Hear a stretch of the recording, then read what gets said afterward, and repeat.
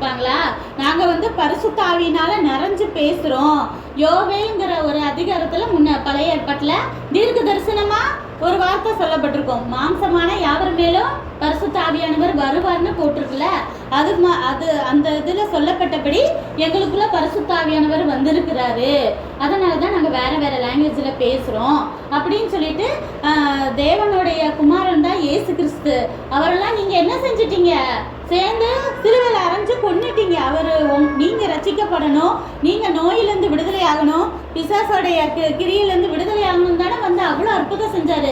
அவர் இப்படி நீதிமானாக இருந்தவரை, பரிசுத்தமும் நீதியுமாக இருந்தவரை நீங்கள் என்ன செஞ்சிட்டீங்க? அநியாயமாக கொன்னுட்டீங்களே அப்படின்னு சொல்லிட்டு பேதுரு பேச பேச அவங்க இருதயத்தில் யாரோ குத்துனது போல இருக்குது. பண்ணா நம்ம குத்துமா குத்தாதா? அப்படித்தானே. இப்போ 2 பேர்த்துல அக்கா தங்கச்சி இருக்கீங்க. உங்கள் அம்மா யார் உடைச்சது அப்படின்னு கேட்டால் உடைச்சவங்களுக்கு மட்டும்தான் குத்தும். ஏதோ ஒரு பொருளை உடைச்சிட்டு மறைச்சி வச்சவங்களுக்கு தானே மனசு குத்தும். நம்மளை தான் சொல்கிறாங்க போச்சு கண்டுபிடிச்சிட்டாங்க அப்படின்ட்டு. அப்படித்தானே?